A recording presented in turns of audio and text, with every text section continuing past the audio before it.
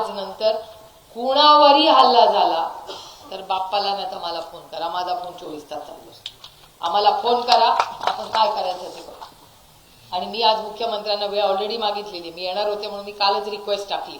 आज उद्यामध्ये माननीय मुख्यमंत्र्यांनी वेळ दिली तर आज जी काही चर्चा झाली मी त्यांच्या कानावर घाली. बाप्पाही माझ्यावर आज मुंबईला येणार आहेत. आम्ही वाट बघू. आज आम्हाला आज उद्यामध्ये जर वेळ दिली, पण न्याय मिळाल्याशिवाय आम्ही स्वस्थ बसणार नाही. आणि आणखीन एक मी सांगते आणि पत्रकारांनी सांगते, आम्हाला ह्याच्यात राजकारण आणायचं नाही. म्हणूनच मी इतके दिवस शांत बसले होते. जेव्हा स्टेटमेंट करायचं मी नेहमी म्हणायचे, जे काय व्हावं ते पारदर्शक पद्धतीने व्हावं आणि आपल्याला कुणावर व्यक्तीवर आरोप प्रत्यारोप करत बसायचं नाही. आपल्याला या कुटुंबाला न्याय मिळाला. मी विचार करते, ही लेख विचार करते, ही लेख वडिलांसाठी वण राज्यात मोर्चे करत फिरते, भाषण करते. मी सांगते तुम्हाला, एक सरकार जे बसलंय ना, या लेखीच्या अश्रूंवर उभं आहे त्यांचं सरकार. या लेखींच्या अश्रूवर आहे. मला आश्चर्य वाटतं की या सरकारला झोप कशी येते. या सरकारला काम करताना, भाषण करताना, साजरं करताना या लेकरांचे अश्रू नाही दिसत. झोप कशी येते हो मला सांगा. या प्रश्नाचं उत्तर द्या. मलाच काल इथे येताना अस्वस्थ वाटत होतं की मी कसं यांना माझा चेहरा दाखवू, काय या लेकीला मी सांगू.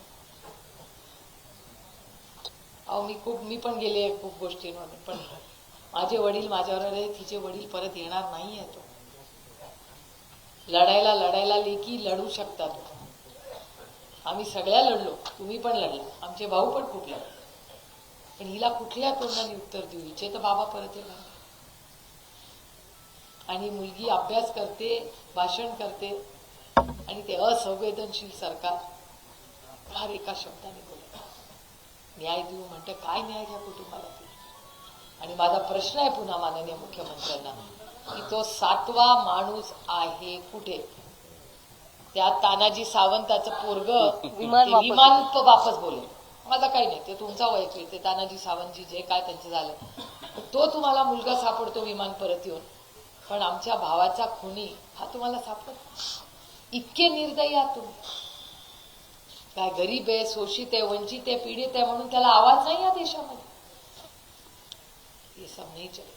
आम्ही पूर्ण ताकदीने या कुटुंबाच्या मागे उभं राहू आणि जोपर्यंत यांना न्याय मिळत नाही आणि ह्या दोन्ही मुलांची जबाबदारी जी आदरणीय पवारसाहेबांनी घेतलेली आहे, ती अर्थातच आम्ही ह्यांचं कुटुंब म्हणून या मुलांच्या सगळ्या दुःखत आहेत, पण ते सुख त्याच्यात आम्ही आयुष्यभर राहू हा शब्द मी तुम्हाला सगळ्यांना देते. आणि आज गावकरी आपण मोठ्या संख्येने आला आणि तो विश्वास माझ्यावर दाखवला. मी नेहमी सगळ्यांना सांगतो, एखाद्याने जेव्हा आपल्यावर विश्वास टाकता ना, त्याचं एक मोठं दडपण असतं आणि एक मोठी जबाबदारी असते. आणि तुमची बहीण म्हणून ही आज जबाबदारी घेणार आहे. आणि मी शब्द तुम्हाला देते की बाप्पा आणि मी आयुष्यभर आणि संदीप भैया आम्ही सगळे तुमच्याबरोबर पूर्ण राहू.